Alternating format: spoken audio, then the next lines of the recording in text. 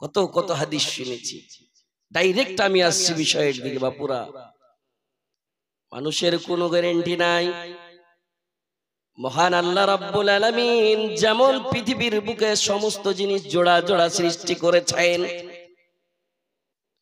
যেমন আল্লাহ রাব্বুল আলামিন জমিন করেছেন, ঠিক তেমনি আল্লাহ রাব্বুল আলামিন আকাশ করেছেন। ডান দিক করেছেন তো বাম দিক করেছেন, পুরুষ করেছেন তো নারীও করেছেন। বাপুরা আমার ভালো করে শুনবেন, ঠিক তেমনি আল্লাহ রাব্বুল আলামিন যদি জান্নাত কো তৈরি করেছেন তো জাহান্নামও করেছেন। আল্লাহ রাব্বুল আলামিন যদি মানুষের জীবন করেছেন তো মানুষের মৃত্যুও করেছে। ইহকাল করেছে তো পরকালও আছে। মানুষকে জীবন ছেড়ে পরকাল, ইহকাল ছেড়ে পরকাল যেতে হবে। মানুষের জীবন আছে তো মানুষের মত আছে। একবার আপনি চিন্তা করেন, আমি সকাল থেকে সন্ধ্যা পর্যন্ত নিজের মৌতের বারে কেমন করে আমার ব্রেনে কথা আসছে কিনা। মানুষ তোমার গ্যারান্টি নাই, সময় নাই। আজরাইল মালাকুল মউত কখন চলে আসবে, অর্ডার হয়ে যাবে, ফালানা গ্রাম থেকে ফালানাকে তুলে নে, ফালানা অন্য দেশ থেকে আরো 2-4 জনকে তুলে নে। আল্লাহ রাব্বুল আলামিন মালাকুল মউত ফেরেশতাকে পাওয়ার দিয়ে রেখেছেন।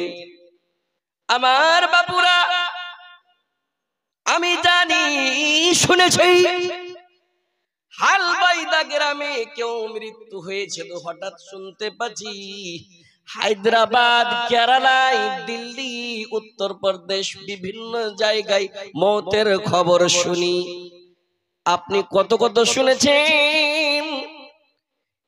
কিছুক্ষণ আগে সন্ধ্যাবেলা সিংহেশ্বর চকে এমন শুনলাম, ফালানা আব্দুর রহমানের সঙ্গে চায়ের দোকানে বসে চাই পান করলাম। মগরিব হতে নাই, মাগরিবের নামাজ তার সঙ্গে জামাত করে পড়লাম।